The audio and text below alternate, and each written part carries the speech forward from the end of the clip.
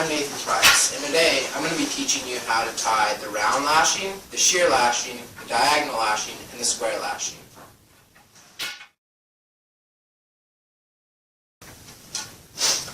The round lashing is the easiest lashing, so we're going to start out with that one. We're going to start out by tying a timber hitch around the two poles. You want to pull it nice and tight, because your starting knot is how you're going to start out the lashing. The round lashing is very simple. All you have to do is go around the poles and pull it tight every time while going around. This lashing would be used for tying poles together to extend the length of the pole. It's not strong enough really to hold things such as a table, but it's able to hold on to other poles and lift them up. You're going to finish off the round lashing just as you started it with a timber hitch.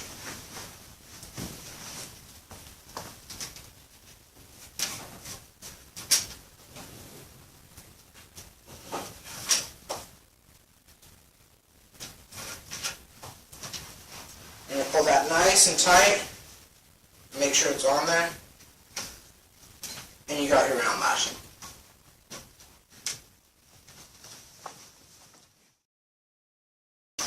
Okay, I'm going to teach you now how to tie the shear lashing.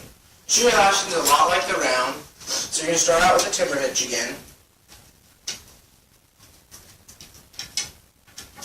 And again, you want to pull it nice and tight, because it's the start of your lashing.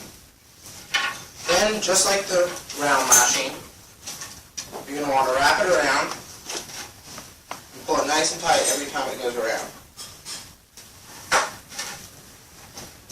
The shear lashing is not that strong of a lashing if you're trying to build something, but it's nice to hold poles together or to hold or to tie poles together for reaching or for grabbing something.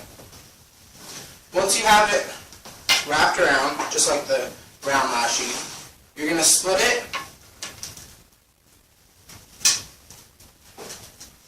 and you're going to go right down the middle of it. You're going to split it right in half, and you're going to tie it.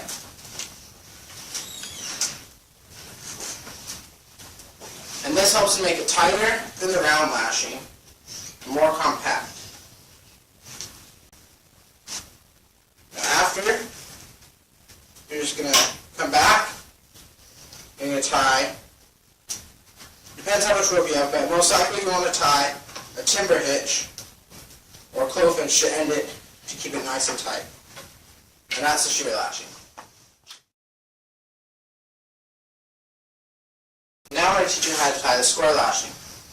The square lashing is good to make, to add things to a table, to make a cross pattern, and to hold things up. You're going to start out with a clove hitch, and you want to make it nice and tight and also bring it close to where you're going to be tying it. Then you're going to take the rope and you're going to kind of wrap it around the back of the pole.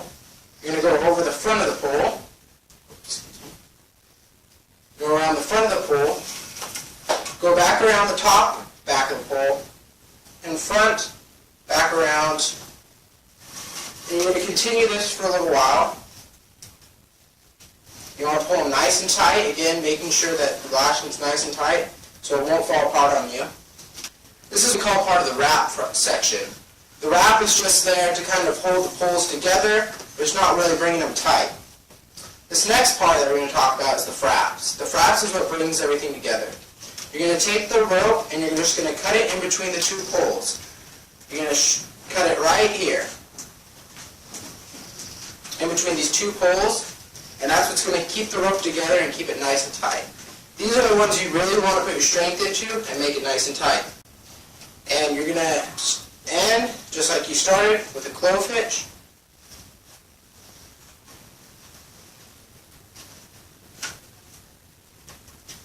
To make it nice and tight. And there you go, you got your square lashing. This is the diagonal lashing. Diagonal lashing is the same. You're going to start with a timber hitch. Bring the two poles together. You want to make it nice and tight, because again, this is the start of your lashing. You're going to create a diagonal kind of crossing pattern, at the front of your pole, starting with one way,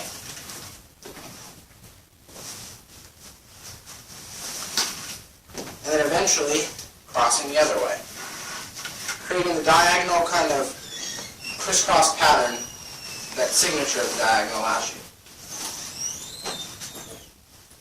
Again, you want to pull it nice and tight.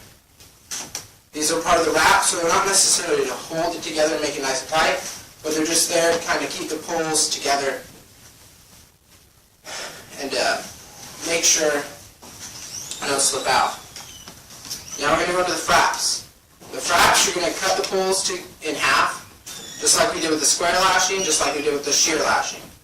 And you're just going to do this, and you're going to pull it nice and tight. This is the part that's going to keep it nice and tight, keep it sturdy. You're going to want to pull, and then, after you have your fraps, you're going to end with a clove hitch on the side, and then you have your diagonal lashing.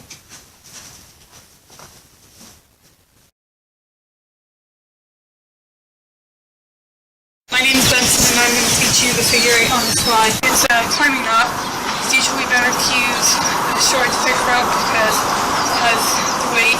It's easier to flip it around.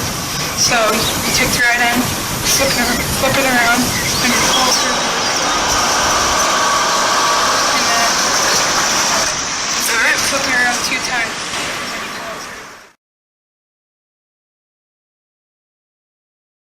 My name is Seth, and I'm going to be teaching you the one-handed dead line. So first, you take your short end, you go over your long end, then you take your hand with the rope and you go through the triangle shape right through your snake. And then you go over the long end again, and then you take it and you pull through this circle, and then you pull with the left one, the long end, so it doesn't have to slide. The ball line is also known as the king of knots, and it's used for hiking and rock climbing, and to save someone's life, and you can't be untied unless you manually untie it.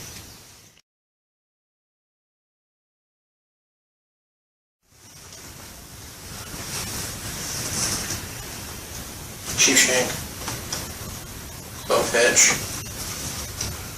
overhand, surgeon's double overhand, square, sheep bend, half hitch, double half hitch, top line hitch, slip knot,